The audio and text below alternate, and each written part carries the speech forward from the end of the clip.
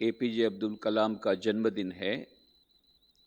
15 अक्टूबर 1931 को, जैसा कि आप जानते हैं, रामेश्वरम नाम के एक छोटे से गांव में रामेश्वरम मंदिर जो शिव जी को अर्पित है, उससे बहुत दूर नहीं इनका जन्म हुआ। और किस प्रकार से समाचार पत्र बेच करके उन्होंने अपनी शिक्षा दीक्षा प्राप्त की, किस प्रकार से अत्यंत गरीबी में उन्होंने अपना जीवन बिताया, परंतु एक मुस्लिम होते हुए भी उनको,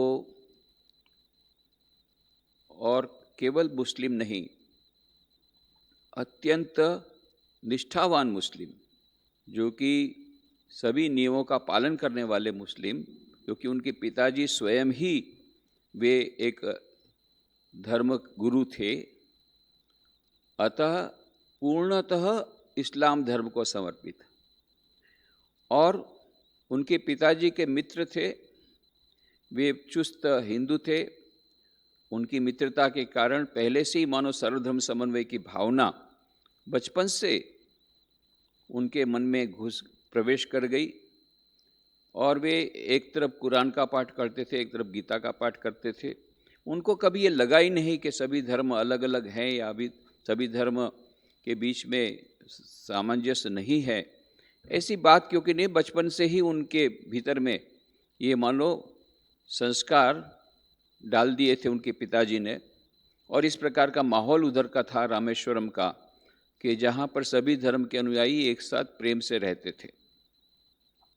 तो इस बैकग्राउंड में वे आगे बढ़े। सर्वधर्म समन्वय की शिक्षा उनको बचपन में मिली। अत्यंत गरीबी में पले। उनको गरीब लोग किस प्रकार की वेदना से उनको ये जीवन में उसको झेलना पड़ता है, दुख, ये सब का खुद ही उसका फर्स्ट हैंड एक्सपीरियंस उसको मिला था। और इसीलिए बाद में गरीबों के लिए उन्होंने इतना सोचा और इतना किया, और किस प्रकार से शिक्षा दीक्षा प्राप्त करके एक साइंटिस्ट बनते हुए बाद में DRDO में गए, इसरो में गए, किस प्रकार से सैटेलाइट जो प्रक्षेपित हुए उसमें उन्होंने महत्वपूर्ण भूमिका उन्होंने अदा की। इधर जो पोखरण में जो बॉम्ब ब्लास्ट हुआ उसमें भी महत्वपूर्ण भूमिका उन्होंने निभाई। और फिर किस प्रकार से उन्होंने मिसाइल मैन के नाम से प्रसिद्ध हुए पहले तो, और फिर बाद में जब वो DRDO से उन्होंने रेजिग्नेशन दे करके सभी युवकों से मिलना शुरू किया, और बाद में फिर राष्ट्रपति बने तो पीपल्स प्रेसिडेंट के नाम से जो प्रसिद्ध हुए। ये सब डॉक्टर कलाम की जीवनी तो विंग्स ऑफ फायर प्रकाशित हुई है, काफ़ी प्रसिद्ध हुई है, काफ़ी विख्यात हुई है, और उसके कई भाषाओं में उसके अनुवाद हुए हैं। विंग्स ऑफ फायर, उनकी कई किताबें हैं। सबसे पहली किताब जो निकली थी वो तो इग्नाइटेड माइंड्स। उसमें उन्होंने राजकोट में रामकृष्ण आश्रम की और पोरबंदर में रामकृष्ण मिशन की मुलाकात का जिक्र भी किया है। तो ये डॉक्टर APJ अब्दुल कलाम हमारे देश के एक महापुरुष ऐसे थे, विरल महापुरुष, के जिन्होंने मुस्लिम होते हुए भी भारत के प्रति इतना अधिक उनका लगाव था, भारत माता के प्रति, भारत के उत्थान के लिए दिन रात वो सपना संजोए रहते थे। एक विरल ऐसा यह पुरुष, जिसने किसी को भी ऐसा लगता नहीं था कि वो हिंदू नहीं है या भारतीय नहीं है। एक अत्यंत निष्ठावान हिंदू या भारतीय से भी बहुत अधिक उनकी देश के प्रति, भारत माता के प्रति, भारत के प्रति उनका प्यार था, उनका लगाव था, समर्पित थे, उनका समर्पण था, उतनी उनकी सेवा का भाव था। और दिन रात परिश्रम करते हुए, बिना अपनी स्वास्थ्य को देखते हुए, अंतिम क्षण तक वे देश के लिए काम करते रहे। और ये विशेष करके देश के युवकों को इग्नाइट करना, ये उनका मानो एक मेन उनका उद्देश्य बन गया। How to ignite the young minds of the country, ये उनका मानो उद्देश्य बन गया। तो इस प्रकार से उनका जीवन अत्यंत प्रेरणादायी है। किसी ने कहा है, कुछ ऐसा सुना कि शायद यूनेस्को ने या यूनाइटेड नेशंस ने उनके जन्मदिन को मतलब 15 अक्टूबर को स्टूडेंट्स डे के हिसाब से बनाने की घोषणा की है, पर उसकी पुष्टि नहीं हुई है। पर यदि करे तो अच्छा है, कम से कम भारत में तो कम से कम इसको स्टूडेंट्स डे के हिसाब से, क्योंकि स्टूडेंट्स के साथ उनका एक विशेष लगाव था, विद्यार्थियों के साथ अद्भुत लगाव था। ये हमको फर्स्ट हैंड एक्सपीरियंस है। विद्यार्थियों को देखने के बाद बस वो सब भूल जाते थे, इतने ओत प्रोत हो जाते थे विद्यार्थियों के साथ बात करते समय। He lost the consciousness of time, space, everything, इतने घुल मिल जाते थे। He was a friend of all the students. तो ये हमने खुद ने देखा है। तो students day, students international students day, world student day या नेशनल स्टूडेंट्स डे के हिसाब से उनके जन्मदिन को मनाया जाए तो कोई अत्यंत उचित होगा। जो भी हो, मनाया जाए कि नहीं, तो उसके बारे में कुछ बातें आज हम लोग जो अनायास से कुछ यादें आ रही है, तो इसलिए सोचा। और कई लोग बोलते भी कि आपकी बातें ऐसे इनफॉर्मली सुनी है, परंतु कभी भी हमने उसको अच्छी तरह से पूरा सिस्टमेटिकली हम सुना नहीं। कभी कभी एक आध दो किस्से सुने ऐसा ही, तो अभी तक वैसा अवसर नहीं मिला। तो अभी सोचा कि आज बर्थडे है तो ठीक है, सभी लोगों की इच्छा है तो उस संस्मरण बता दें। तो ये डॉक्टर एपीजे अब्दुल कलाम के बारे में सबसे पहले ये है करीब 2000 की बात, ईस्वी सन 2000 की बात है। तो ईस्वी सन 2000 में, आज से 20 साल पहले, एक पुस्तक प्रकाशित हुई थी, India 2020, A vision of the new millennium. Doctor APJ Abdul Kalam और राजा मैयर ने मिलकर के लिखी थी।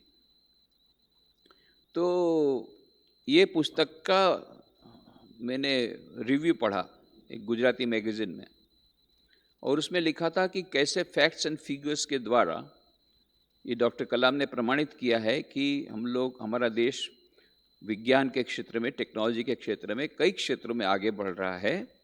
और यदि हम प्रयत्न करें तो अवश्य हम 2020 तक में we can become a developed country, विकसित भारत बन सकते हैं। उसका प्लान, प्रोग्राम्स, उसका ब्लूप्रिंट, वो सब उन्होंने अपनी किताब में दिया है। तो मुझे बहुत ही आनंद हुआ, क्योंकि मेरी भी हॉबी। और फिर दूसरा मैंने जब सुना कि डॉक्टर कलाम ने डीआरडीओ से रेजिग्नेशन दे करके, यह सब उन्होंने रेजिग्नेशन दे दिया है केवल एक ही कारण कि वे सारे देश में 1 लाख युवकों से मिलना चाहते हैं और उनको इग्नाइट करना चाहते हैं, उनके मस्तिष्क को इग्नाइट करना चाहते हैं, उनको प्रेरित करना चाहते हैं देश सेवा के लिए। तो मुझे बहुत अच्छा लगा, क्योंकि स्वामी विवेकानंद जी ने कहा था, my faith is the younger generation, it is they who will work out my programs. तो स्वामी विवेकानंद की भी श्रद्धा, उनका विश्वास युवा पीढ़ी पर था। इधर डॉक्टर कलाम भी युवा लोगों से मिलना चाहते हैं, यह एक कॉमन लिंक है। और दूसरा, मैं भी स्वामी विवेकानंद की इस बात को याद करके युवकों के बीच में जाता था। 30 साल से 40 साल से मैं हजारों ऐसे युवा सम्मेलनों में गया, विद्यार्थियों के सैकड़ों स्कूलों, कॉलेजों में, इंस्टीट्यूशन में गया, उनके साथ बातचीत करता था, उनके साथ स्वामी विवेकानंद के मैसेज को शेयर करता था। ये मैं कहता था, स्वामी विवेकानंद ने कहा था कि भारत फिर से महान बनेगा, इतना महान बनेगा कि इसकी प्राचीन महिमा म्लान हो जाएगी। और स्वामी विवेकानंद की कोई भी बात झूठी नहीं हुई है। He was not an astrologer, वो कोई भविष्यवेता नहीं थे, पर युग दृष्टा थे। और युग दृष्टा के हिसाब से उन्होंने, एक विजनरी के हिसाब से उन्होंने विजन देखा था कि भारत माता पुनः गौरवान्वित रूप से पुनः प्रतिष्ठित हो गई है। तो मैं सब कहता था कि ये बात स्वामी जी की वाणी कभी व्यर्थ नहीं जाएगी। पर ये विद्यार्थी लोग उसको मानने को तैयार नहीं होते थे। तत्कालीन परिस्थिति को, चारों ओर घना अंधकार था, इतना भ्रष्टाचार और कितने प्रकार की समस्याओं से देश जा रहा था, कोई कॉन्फिडेंस लेवल ही नहीं था। सभी लोगों का एकमात्र लक्ष्य था अपने भारत को गाली देना। सब समय एक ही मात्र लक्ष्य, कैसे भारत को गाली, अरे भारत में इतनी गंदगी, अरे भाई ये है। और अमेरिका में से एक बार जाकर के आ गया, अरे मैं अमेरिका में देखा कितने अच्छे रास्ते, कितना ये है, कितना ये है, क्या है भारत, एकदम कूड़ा करकट जैसा है, गंदा है, वो है। सब समय भारत को गाली देना, ये एकमात्र धर्म हो गया था शिक्षित लोगों का, एकमात्र धर्म। तो ये एक प्रकार की नेगेटिव इतनी अधिक थिंकिंग थी कि उसमें मैं जब बोलता था नहीं स्वामी विवेकानंद ने कहा था भारत महान बनेगा, तो कोई सुनता ही नहीं था, उसको इम्प्रैक्टिकल कह बोलता था। पर ये एक अच्छी किताब आई जिसमें फैक्ट्स एंड फिगर्स थे।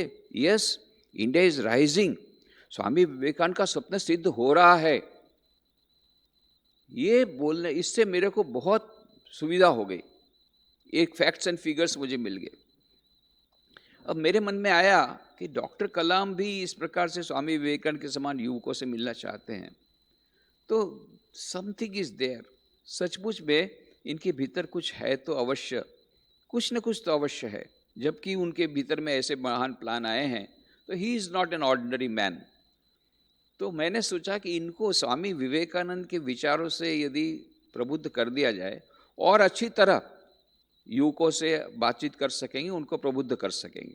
ये मेरा इतना ही स्वार्थ था, इसको यदि स्वार्थ बोले तो इतना ही स्वार्थ था कि उनको मिल कर के उनको स्वामी विवेकानंद की किताबें देना, और उनको किसी भी प्रकार से स्वामी जी का पुस्तक यदि एक बार उन्होंने पढ़ लिया तो किसी की मजाल नहीं है कि स्वामी विवेकानंद की किताब पढ़ने के बाद वो बिना प्रभावित हुए रह सके। तो ये उनके हाथ में देना मेरा था। तो उसके लिए कुछ बहाना तो लगेगा, ऐसे क्या बना बताऊं, क्या बहाना बनाऊं कि उसको यहाँ बुला लिया जाए, इनविटेशन दिया जाए। पोरबंदर में मैं था इंचार्ज में।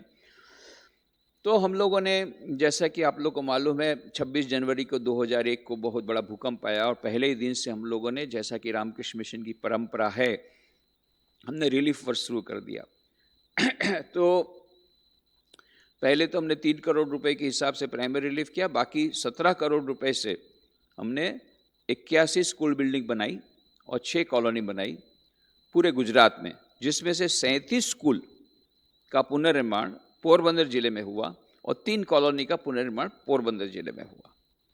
तो उसमें से 37 स्कूल में से हमने सोचा एक आध स्कूल का उद्घाटन डॉक्टर कलाम के हाथ से कराया जाए, that will be the occasion, और फिर उसी बहाने हम उसको स्वामी विवेकानंद की बातें बताएंगे और ये सब करेंगे। तो फिर मैंने उनका फ़ोन लेकर के, फ़ोन कहीं से लिया, हमारे स्नेही से उनको फ़ोन किया। तो मैंने यही कहा कि डॉक्टर कलाम से मैं बात करना चाहता हूँ। Doctor Kalam, yes I am doctor Kalam speaking. मुझे लगा कि उसके पीए ने पकड़ा होगा। तो डॉक्टर कलाम खुद नहीं पिन पड़ी, so simple man, yes I am doctor Kalam speaking. मैंने कहा इस प्रकार से हम लोगों ने स्कूल बनाई है, तो हमारी इच्छा है कि आपके हाथ से उद्घाटन हो। Swami ji, let me see, my schedule is very tight but I will try to see. ऐसा करके रख दिया। फिर 2-3 बार और भी फ़ोन किया, पर वो बोलते Swami ji I am very busy, as you know I am on a campaign to meet 1 lakh students, 100,000 students. तो अभी तो मेरा 40,000 ही हुआ है। तो मैंने कहा हम भी तो स्टूडेंट्स को बुलाएंगे ना, आप क्यों चिंता करते हैं, यहाँ भी आपका टारगेट ही कंप्लीट होगा। तब उसमें देखा कि उनको थोड़ा सा उत्साह ज़्यादा बढ़ा। Okay I will try to come. फिर भी कुछ हुआ नहीं। इस बीच मैंने देखा न्यूज़पेपर में, अचानक पढ़ा कि वो आ रहे हैं राजकोट क्राइस्ट कॉलेज के फंक्शन के लिए। तो मैंने सोचा ये अच्छा एक अवसर है पर्सनली उनको इनविटेशन करने के लिए, तो उससे ज़्यादा फर्क पड़ेगा। तो मैं पोरबंदर से राजकोट आया अपने रामकृष्ण आश्रम में, और वहाँ उनको एक मैसेज भेजा हमारे एक परिचित व्यक्ति से, जो सब उनके साथ उनका सब कार्यक्रम कर रहे थे। तो उनके साथ मैंने मैसेज भेजा कि इस प्रकार से मैं पोरबंदर से आया हूँ और आपको पर्सनली इनवाइट करना चाहता हूँ, तो मैं आपको कहाँ मिलूँ?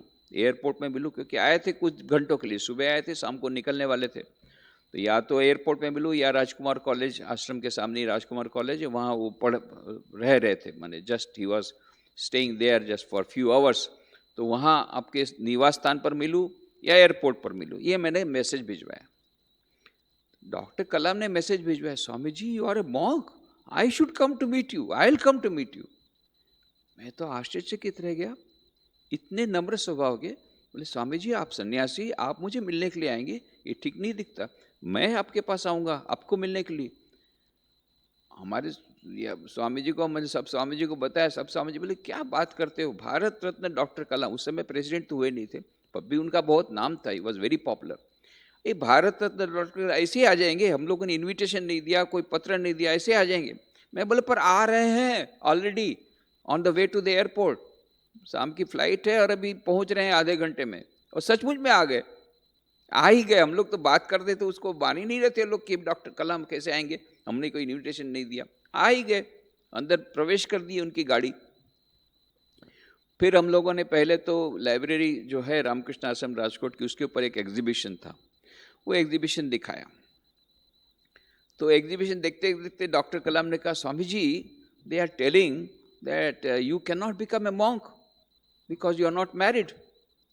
वो तो अविवाहित थे, विवाह तो उन्होंने किया नहीं था। तो किसी ने उनको बताया, भाई आपने विवाह नहीं किया तो आप सन्यासी कैसे बनेंगे। मैं भी चकरा गया, क्योंकि हमारे यहाँ रामकृष्ण मिशन नियम है, जो अविवाहित है वही सन्यासी बन सकता है, विवाहित है उनको बोलते नहीं। श्री रामकृष्ण देव ने कहा है गृहस्थ आश्रम भी बहुत बड़ा आश्रम है, गृहस्थ आश्रम में भी ईश्वर की प्राप्ति हो सकती है। आपने जब गृहस्थ आश्रम स्वीकार किया तो आप गृहस्थ आश्रम में रहिए। जिन्होंने बहुत छोटी उम्र है अभी तक गृहस्थ आश्रम स्वीकार नहीं किया, उनको सन्यासी बने, उनको ही हम लेते हैं। Below 25 years, maximum 30 years, unmarried को लेते हैं। अभी यहाँ उल्टी बात ये बोल रहे हैं, तो स्वामी जी ये लोग मुझे बोल रहे हैं कि मैंने विवाह नहीं किया तो मैं सन्यासी कैसे बन सकता हूँ। तो मैं समझ गया कहाँ समस्या कहाँ हुई है। अब टाइम तो कम था, तो एयरपोर्ट जाना था, उनको जल्दी निकलना था, कम शॉर्ट में उनको समझाना था। मैंने कहा, you see doctor Kalam, there are 2 types of flight, one is a hopping flight, one is a direct flight. Hopping flight is brahmacharya ashram, गृहस्थ आश्रम, वानप्रस्थ आश्रम एंड संन्यास आश्रम। ये हॉपिंग फ्लाइट में है, तो पहले आपको गृहस्थ बनना पड़ेगा, मैरिज करना पड़ेगा, फिर आप वानप्रस्थ बनेंगे, फिर संन्यास। But there is a direct flight also according to our scriptures, and that is Brahmacharya Ashram direct to Sannyas Ashram. And we the monks of Ramakrishna Mission have taken up the direct flight. Oh, I will also take direct flight. उन्होंने हंसते हुए कहा। उसके बाद में फिर हमने कहा, अरे आप तो ऑलरेडी साधु हैं, you are already monk. Gita में कहा, क्या कहा, जो दूसरों के लिए जो सेवा काम करते हैं वही सच्चे सन्यासी हैं। फिर हमने सोचा कि अब इनको मंदिर ले जाए नहीं। एक तो पहली बात तो उस समय संध्या आरती हो रही थी, वी वर हेजिटेटिंग। फिर मैंने पूछा, अच्छा would you like to visit the temple? Yes yes Swami ji, yes yes. तो अब हमने क्या किया कि वो फ्रंट में मंदिर के सामने उनके जूते रख दिए, हमने अपने जूते रख दिए और फिर ऊपर चढ़ते गए। और हमने सोचा था बाहर से, अंदर तो सब लोग भक्त बैठे हैं, सन्यासी बैठे हैं, सब आरती चल रही है, तो उनको भी डिस्टर्ब नहीं हो और इनको भी तो देर है, तो इसलिए हमने बाहर से खड़े खड़े उनको दर्शन करा दिया। और वैसे भी वो जाएंगे, वो पसंद करेंगे कि नहीं अंदर जाना, इसलिए हमने बाहर से उनको दर्शन करा दिया। पर वो तो एकदम भीतर चले गए बिना पूछे, और गए तो कहाँ तक, एकदम आखिर तक। और आखिर तक जहाँ पर ये साधु ब्रह्मचारी अपना खंडन भववंदन गीत चल रहा था उस समय, वो संध्या आरती, वहां जाकर के बैठ गए। और बैठे तो बैठे एकदम समाधि में, अरे बाबा रे, ध्यान मग्न हो गए। अब ये सिक्योरिटी वाले हमको बहुत ये कर रहे हैं, क्या कर रहे हैं आप लोग, ये एयरपोर्ट में देर हो रही है, आपने बैठा दिया उनको। तो फिर हम लोगों ने डॉक्टर कलाम को कहा, doctor Kalam getting late for the airport. कोई उसका उत्तर नहीं मिला, 2-3 बार बोला। फिर आखिर में क्या करे, सिक्योरिटी वाले तो बहुत गर्म हो रहे थे। तब फिर उनको उनका कंधा पकड़ के ऐसा हिलाया, ऐसा हिलाया, तो ऐसे ऐसे उन्होंने देखा चारों ओर। फिर कहा, doctor Kalam getting late for the airport.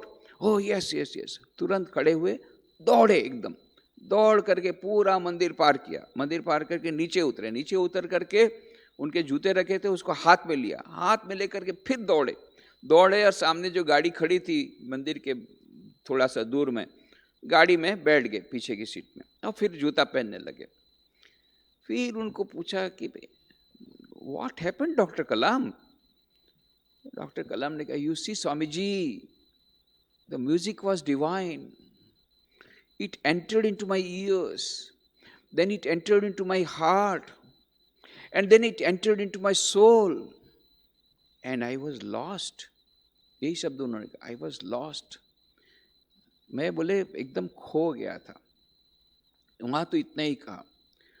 बाद में इग्नाइटेड माइंड्स किताब में उन्होंने लिखा है कि at Rajkot in the Ramakrishna Ashram temple and at Porbandar where Swami ji stayed, both the places I was lost in meditation.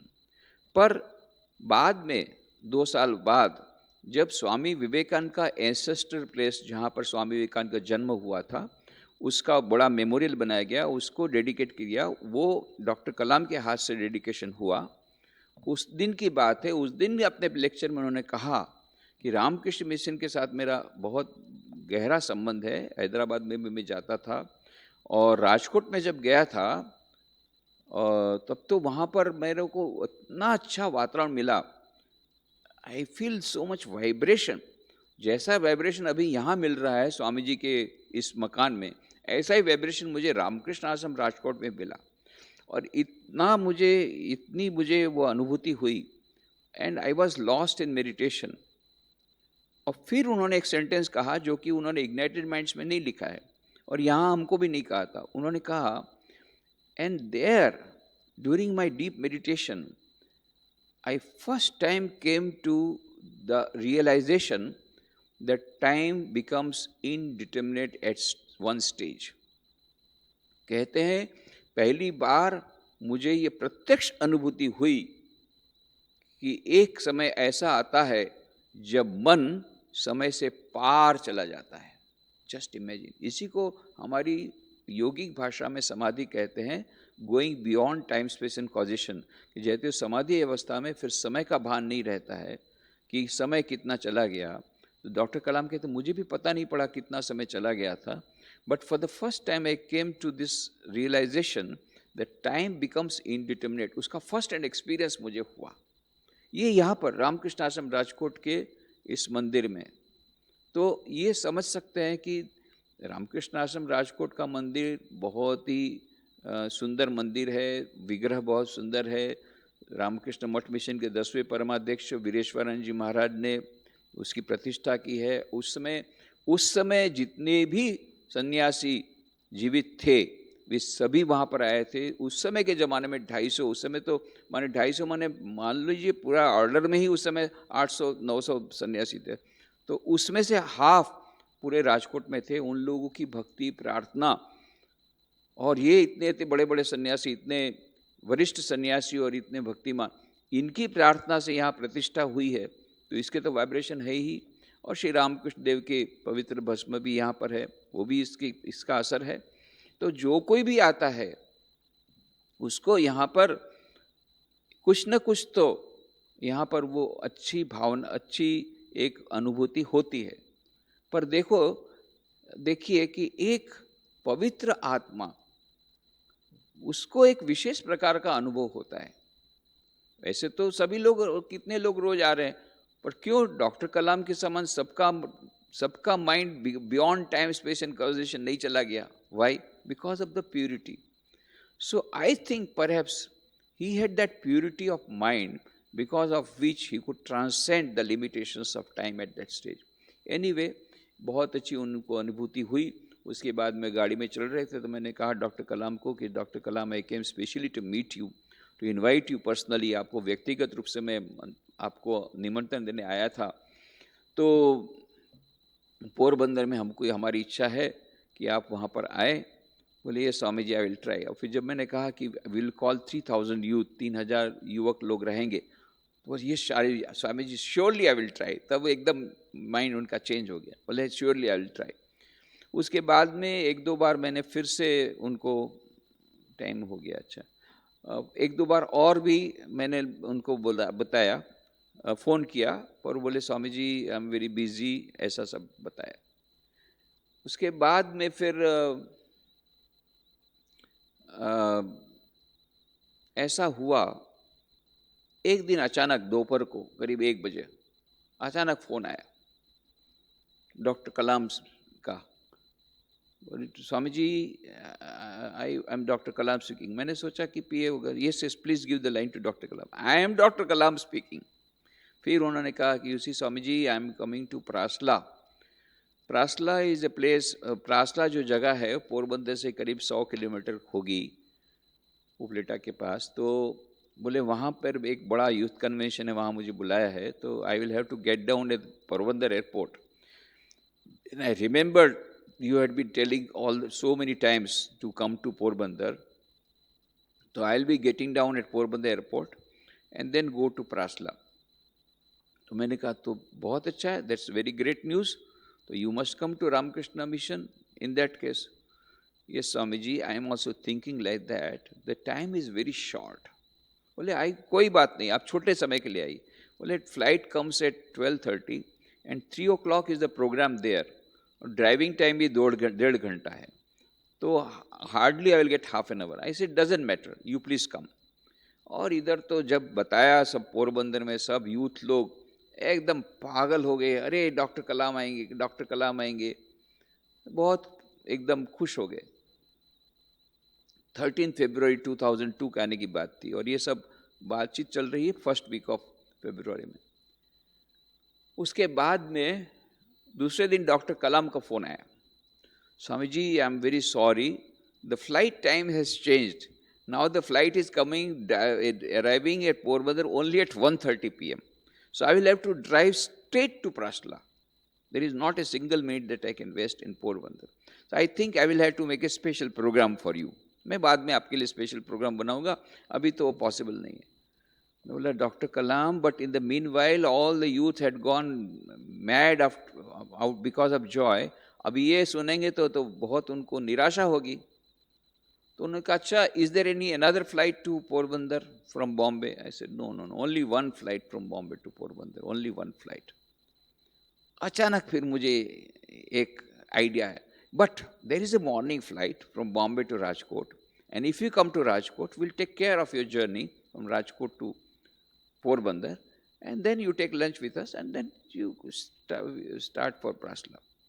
Okay, Swamiji, that's a good idea. Let me think over. फिर तीसरे दिन फिर उन्होंने वही खुद फोन कर रहे हैं, रोज वही फोन कर रहे हैं। तीसरे दिन फिर फोन किया, Swami ji I am coming to Rajkot on 12th February.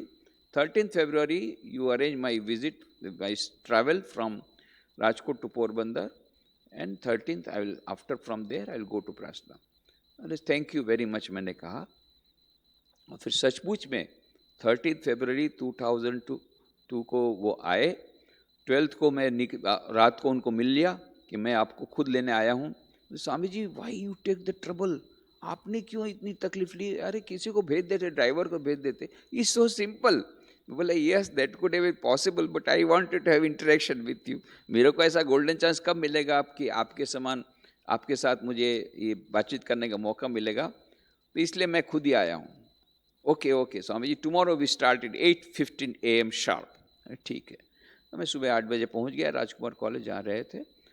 फिर बस 8:15 बजे एग्जैक्ट हम लोग निकले, और फिर उस बीच में बहुत इतनी सुंदर सुंदर बातचीत हुई है। Rajkot to that was the golden time. इतना टाइम बाद में कोई भी कभी नहीं मिला, because then he became president. President बनने के बाद तो और भी ज़्यादा डिफिकल्ट मिले, बहुत बार 15-20 बार, आधा घंटा मिले, 15 मिनट मिले, पर ये जो 3 घंटा हमको मिला है, और हम दो केवल, किस और कोई नहीं, इतनी सारे बातें हुई है, बहुत मज़ेदार बातें हुई है। ये सब कल कल कर करेंगे, आज यहीं समाप्त करें। ओम शांति शांति शांति। हरि ओम तत्सत। श्री राम कृष्णार्पणमस्तु।